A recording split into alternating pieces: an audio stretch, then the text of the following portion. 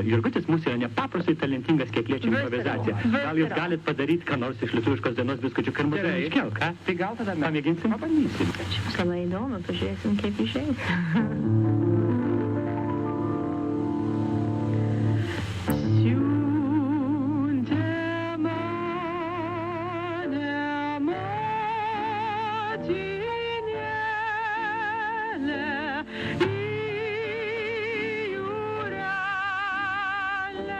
Su aktorė Ann Gillian arba Jūrate Nausėdaite dar susitiksime Čikagos jaunimo centre. Be to susipažinsime su 2 vienuolių ordinais, kuriems rūpėjo švietimas ir spauda. Tai broliai jėzuitai ir marijonai. Atradom brėžinius.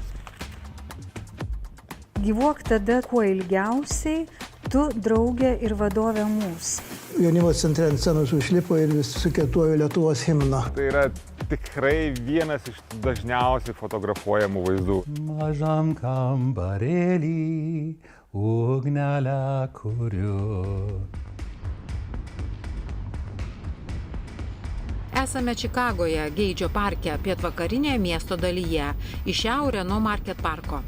Lietuviai jėzuitai į Ameriką atvyko 20 amžiaus viduryje, įsigijo sklypą ir ketino pastatyti ne tik vienuolyną, bet ir jaunimo centrą su mokykla ir sale renginiams.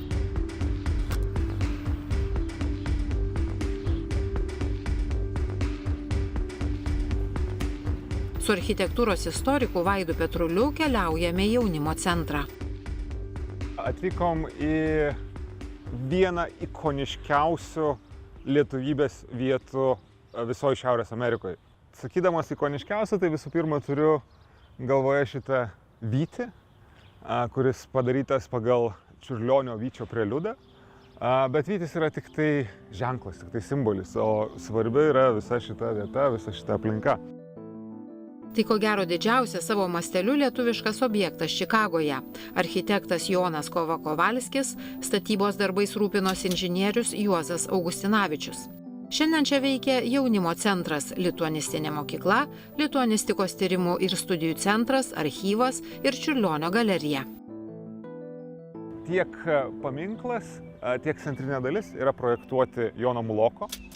Ir įdomu, kad mes matom tą plytų raštą, čia jau yra vėlyvasis Mulokas.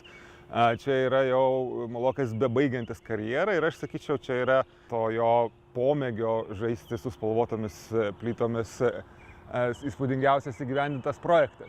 Jisai šitai centriniai daliai buvo paruošęs, aš nežinau, gal 20 skirtingų variantų. Čia nuo sakysim, pilies imitacijos iki supermodernių dalykų, iki gerokai aukštesnio tūrio. Ir vėlgi dėl finansų stokos matyt, tas tūris yra toks, koks yra, šiek tiek mažesnis. Girdite Amerikos balso įrašą. Žuvusių už Lietuvos laisvę paminklo atidarymas Čikagoje. 1960-ieji. Kalba Juozas Kajackas.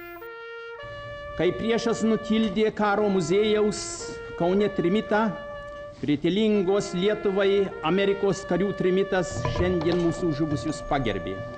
Pagalios, kai priešos šventvagiška ranka pasikėsino į nežinomo kareivio kapą ir žuvusiems paminklą Lietuvoje, išdygo žuvusiems paminklas išeivijos sostinėje Čikagoje. Lietuvišką koplytstulpį primenančio paminklo žuvusiems už Lietuvos laisvę architektas Jonas Mulokas. Šalia stovi medinis koplytstulpis dedikuotas skautų kapelionui jėzuitui kunigui Jonui Raibužiui. O kryžius primena kražių skerdines.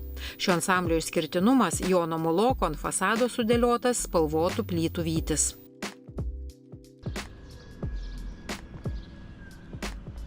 Ir staigmena. Kitoje pastato pusėje galima pamatyti pirmuosius Muloko bandymus su spalvotomis plytomis. Čia labai geras ženklas. Don't even think of parking here. Net nemąstyk pasiparkuoti čia. Pas pastatas, mes einam iš visų pusių, jisai iš tikrųjų yra milžiniškas. Ir galim įsivaizduoti, kiek vis dėlto čia buvo lietuvių. Ir kas man labiausiai imponuoja, kad nepaisant to, kad dabar jau yra šiek tiek atitolęs nuo lietuviškų vietų, jisai vis dar naudojamas, aktyviai naudojamas ir yra planų ateičiai, tai tas momentas yra be galo žavus. Na va, ir atėjom į tą centrinę dalį jau iš kitos pusės. Ir jeigu pakeltume akis, matome tą pačią ritmiką, bet viršui yra va, tas bandymas žaisti su plytomis, kuris... O čia gal matosi geriau iš tos vietos. Neturim plataus žvilgsnio, bet vis tiek matosi. Ten pavaizduotas, aš kaip suprantu, laivas ant rankos. Pagarba, dėmesys detaliai, vat, kaip sakydavo, kad Miss Van der Rohe, kad Dievas slypi detalėse. Tai vat, pasižiūrėkime, tie nueinantis vertikalūs varvekliai. Jie galėtų būti, na, jeigu tik tai tarplangis, jisai galėtų paprastas stulpas būti, bet ne, yra toks laiptuotas nuėjimas, kuris netgi apačioj atsikartoja ir mes matom, vat, padarytas toks nuėjimas link apačios, vėlgi tokios elegancijos duoda. Na ir matom Honorary Lithuanian Youth Center Drive. Tai, kaip suprantu, šita gatvė turi tokį garbės pavadinimą, tai yra Lietuvių jaunimo centro. Bet kokiu atveju jie atvažiavo iš čia, tas geltonas pastatas jo neįmanoma nepamatyti, iš karto matosi. Keliaukime į vidų. Prie jaunimo centro durų mus pasitinka šio centro, mokyklos bei lituanistinio tyrimo centro ir archyvo vadovai. Labas, sveiki, mes jau matomės, aš Vaidas, malonu. Aš esu Antanas Rašimas, šiuo laiku jaunimo centro tarybos pirmininkas ir mes esame jaunimo centre Čikagos mieste. Užeikime į jaunimo centrą. Pirmame aukšte tarsi muziejaus ekspozicija, išsaugoti liturginiai drabužiai ir reikmenys iš Šventojo Jurgio bažnyčios, seniausios Čikagos lietuviškos parapijos, įkurtos XIX amžiaus pabaigoje Bridgeporte. Didelė neogotikinė Šventojo Jurgio bažnyčia, pastatyta XX amžiaus pradžioje, veikė beveik 100 metų ir buvo nugriauta 1991-aisiais. Užeiname ir į jaunimo centro kavinę. Mus pasitinka įspūdingo dydžio eglė Žalčių karalienė. Vitražas šio centro darbuotojų lėšomis buvo restauruotas ir apšviestas. Ada Sutkuvienė. Ada Korsakaitė Sutkuvienė vitražo autorė. Gimė Pakruojo rajone, Klovainiuose. Su šeima nuo sovietų traukėsi į Los Andželą, vėliau persikėlė į Čikagą. Čia studijavo grafiką, o Valeškos studijoje kūrė mozaikas bei vitražus. Prieš 10-15 metų jo buvo, kai buvo 400-500 mokinių. Kai mano sūnus baigė čia prieš 3 metus, jų buvo tik 8, tai tie skaičiai dabar jau vėl pradėjo kilti. Čia yra, kaip sakant, nuotraukos visų tų, kurie per šitos pastatus yra perėję. Mano žmonos paveikslas čia yra kur nors. Aš pasirodysiu, kur aš. Va, čia jau, kaip sakant, ten 60-70 metų, o čia dabar jau 3 banga, kaip sakant. Buvo apleistas, sudaužytas, neveikiantis. Čia yra Angelas Sargas, Bronė Jameikis, autorė. Mes atnaujinom, nuvalėm, įdėjom šviesas ir dabar mūsų čia Angelas Sargas. Bronė Jameikienė baigė lituanistikos studijas Lietuvoje. Nuo sovietinių okupantų bėgo į Vokietiją, kur mokėsi tautodailės. Visose Jungtinėse valstijose pagarsėjo unikaliais skaidytos stiklo vitražais, sulaukė tarptautinio pripažinimo. Jameikienės bažnyčios grindis matėme Daytono lietuvių bažnyčioje. Čikagoje Švento kryžiaus bažnyčioje Jameikienė taip pat sukūrė grindis lietuviškų raštų motyvais, kurios praėjusią vasarą buvo išardytos. Čia mūsų dabar pagrindinė salė, koncertinė salė, teatrų salė, renginių salė.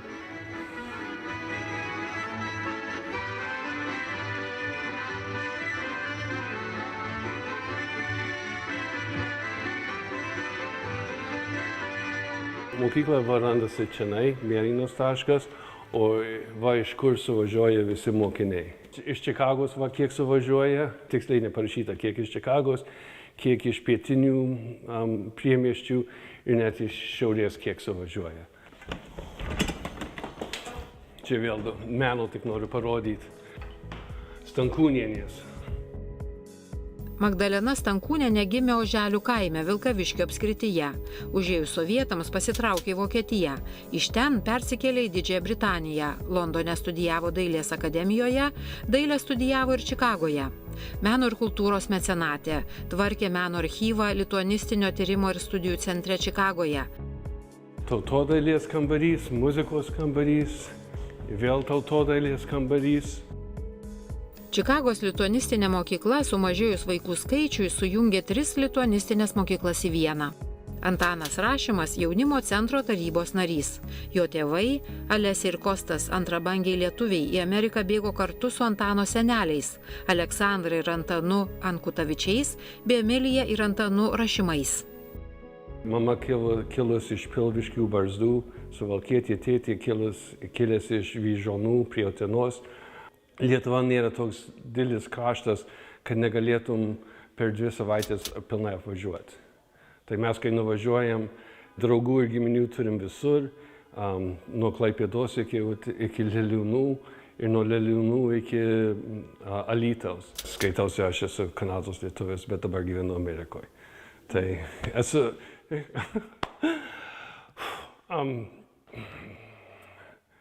Aš skaityčiausi, ką aš esu lietuvis, nes aš buvau taip užaugintas.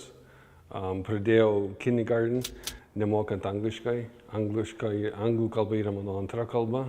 Su žmona namuose lietuviškai kalbam, su sūnum lietuviškai, angliškai jau maišom. Sūnus baigė čia mokyklą. Bandom jam įskiepinti tą meilę Lietuvai. Jau 10-11 metų šoka, tautinius šokius ir laukia kitais metais važiuoti į Lietuvą, dalyvauti dainų šventėje. Aš šokau gintaro ansamblį ir 89 metais, kai tik viskas pradėjo virsti, mes buvom pirmas ansamblis iš Kanados, pirmas ansamblis iš išeivijos dalyvauti, koncertuoti Lietuvoje. Kai mus pasitiko Vilniaus oro uoste ir pasakė, tas pats dangus, ta pati žemė, mes visi lietuviai.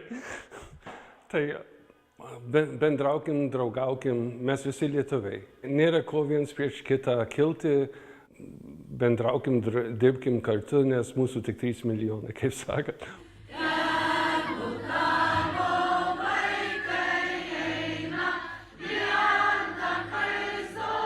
O dabar keliaukime į Čikagos lituanistinę mokyklą, praėjusį pavasarį išleidusią 31 abiturientų laidą.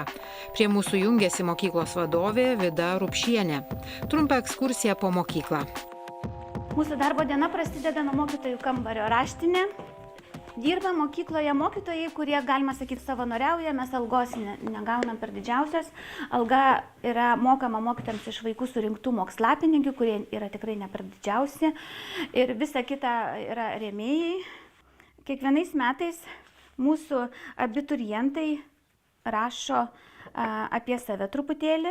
Tarp kitko, mano sūnus Mantvydas Rupšas, jisai baigė 10 metais, jau dabar vaikinas jau savo dukrytę supuojantis ant rankų ir turbūt į mokyklą tu atvežti. Jei aš būčiau prezidentas Lietuvos, pasirodo, rašė. Paskutinis sakinys labai gražus, tad būkime visi savo gimtosios šalies prezidentais. Jei aš būčiau prezidentas, aš manyčiau, kad Lietuvos konstitucija turi numatyti lietuviams emigravusiems iš šalies dėl tam tikrų aplinkybių 2 pilietybę. Pataikiau, pasižiūrėkit, nieko šiaip sau nebūna, aktualus klausimas šiai dienai. 2005, kaip atvažinėjom, tai buvo 2 pilietybė ir mes kažkaip tai tikėjomės, kad jinai išliks. Kai atvažiavom, porą metų jinai turėjo legalų statusą ir paskui pasikeitė viskas ir mes dabar esam tokie.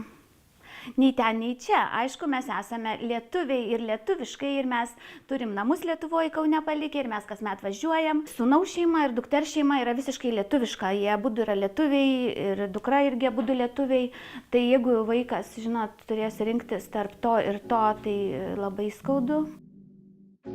Mūsų mokykla, Čikagos lituanistinė mokykla, yra akredituota Ilinojaus valstijos ir mes turim teisę vaikui, paruošiam tokį paketą dokumentų ir vaikas nusinešęs į savo mokyklą gali gauti kreditą, kad jisai baigia antrą kalbą, kad turi užsienio kalbą ir jinai mūsų mokykla turi 2 kreditus.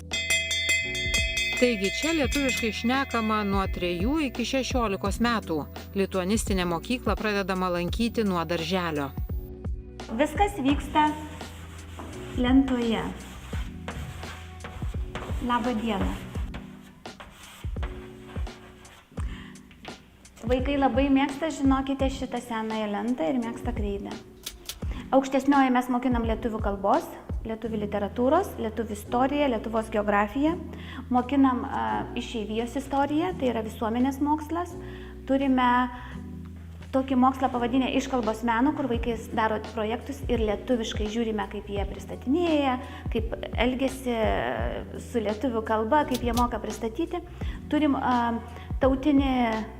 tautinius šokius, turim dainavimą ir tautodailę. Yra tas laikotarpis, sakykime, 6-7 klasėje, kai vaikai nenori eiti, kaip jūs sakote, tai yra šeštadieninė mokykla, kiti vaikai miega, o mūsų vaikai lietuvaičiai, kurie eina į mokyklą, jie važiuoja anksčiausiai. Aš važiuoju valandą, tai man reikia, sakykime, 7 ryto savo vaikus kelti ir važiuoti.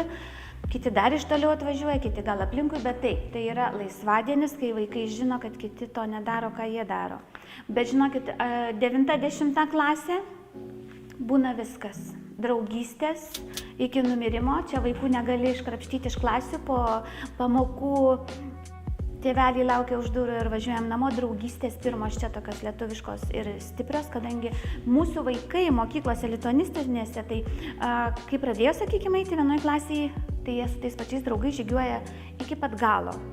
O mes turim tą čia amerikoniškoje mokykloje, tai kasmet keičia, jie neturi pastovių klasės draugų.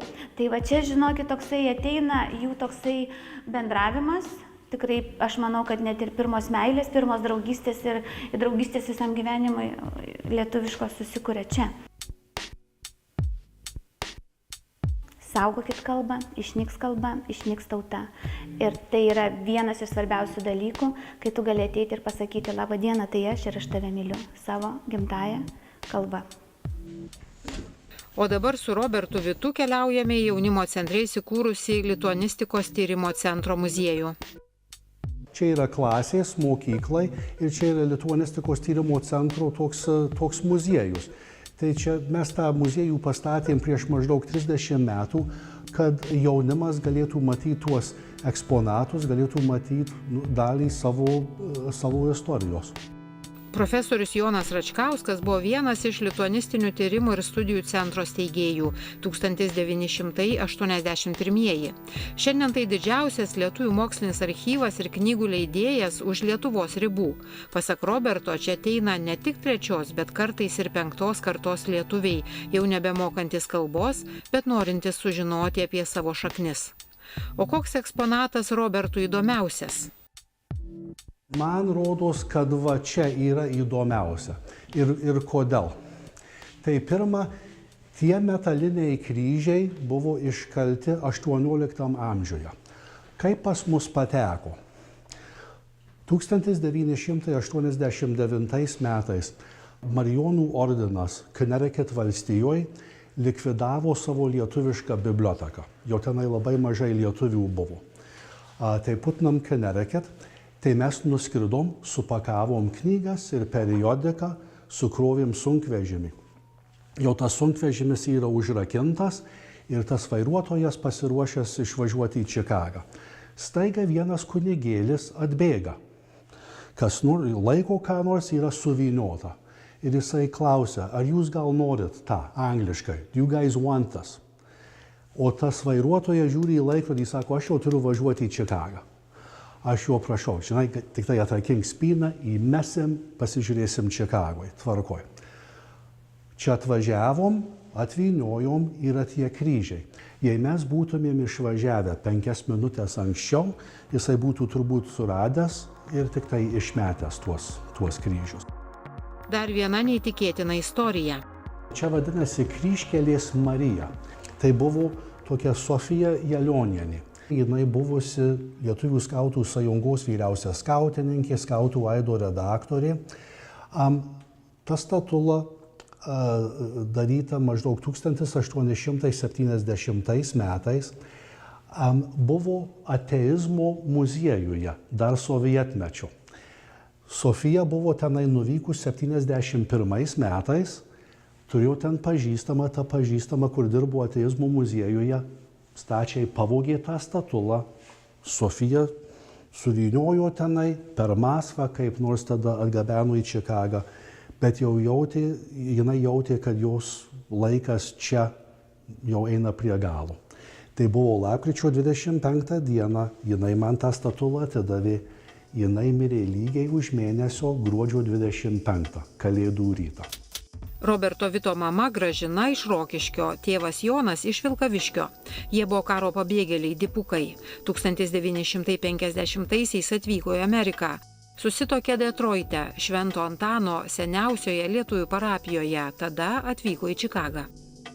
Tai aš gimęs ir augęs Amerikoje, Čikagoje, bet tėvai vis kalė, kad reikia lietuviškai kalbėti, namie tik tai lietuviškai, nedrįsom angliškai, nei vieno žodžio. Mano palinkėjimas lietuviam yra toks, ir čia dabar aš kalbu Lietuvos lietuviam, kad lietuviai sudaro pasaulinę tautą. Lietuva yra mūsų tėvynė. Mes visi esame kilę iš Lietuvos, bet mes žinom, kad lietuviai gyvena visur pasaulyje. Ir kad ta lietuvių išeivija, ta lietuviška diaspora yra svarbi. Ir mes esame dalis jūsų. Mes visi priklausom lietuvių šeimai. Mes išeivijoje vis kėlėm Lietuvos reikalus, Lietuvos laisvinimo bylą, politikierių tarpe, žiniasklaidos tarpe ir bendrai, kad Lietuvos vardas nebūtų pamirštas ir kad Lietuva nepaskęstų, sakykime, Rusų imperijoje vėl. Tik užvakar čia jaunimo centre vyko renginys ir prie manęs ir priėjo. Vienas iš Lietuvos svečias, aš jo nepažinojau, bet jisai stebėjosi, kas čia darosi jaunimo centre ir jisai buvo labai dėkingas už išeivijos pastangas. O dabar netikėtumas – radybos. Kol kalbėjome, jėzuitų koplyčių architektūros istorikas Vaidas Petrulis rado brėžinius. Iki šiol žinojome tik 2 statytojų pavardės – architekto Kovos Kovalskio ir inžinieriaus Augustinavičiaus. Atradom brėžinius. Reikia konsultacijos, nes aš pats čia niekaip nebesugebu išsiaiškinti. Visų pirma, kas yra labai įdomu, kad pasirašo Stasys Kudokas. Tai mes įvedam dar vieną pavardę ir Lithuanian Education Center in Chicago. Bet ar planas yra toks, ar mes čia matom tą? Ne, mano supratimu, kur dabar yra ta vadinama didžioji salė, norėjau, kad būtų sporto salė. Yra ta scena, čia parašyta stage, bet jie tada nutarė, kad ta salė yra per maža krepšiniui.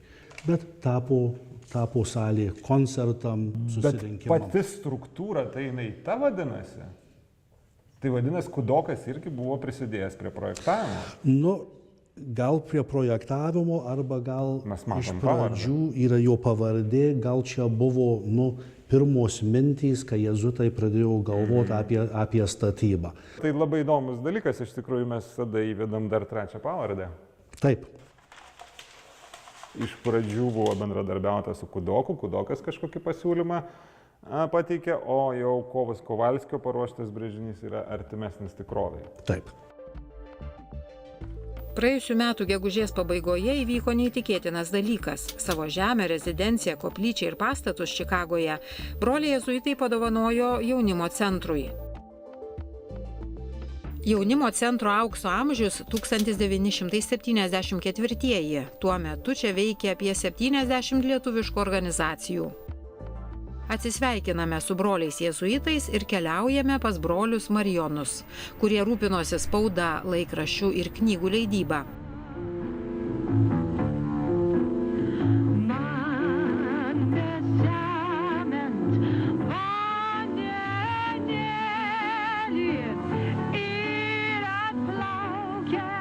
Beje, jaunimo centre koncertavo Ann Gillian, Jūratė Nausėdaitė, garsi Holivudo aktorė, Auksinio gaublio laimėtoja. Jai akompanuoja Aloyzas Jurgutis. Prieš 50 metų, 1974 pavasarį, turistaudamas Jugoslavijoje, konservatorijos dėstytojas Jurgutis atsiskyrė nuo grupės ir nelegaliai perėjo Jugoslavijos-Italijos sieną ir paprašė politinio prieglobsčio.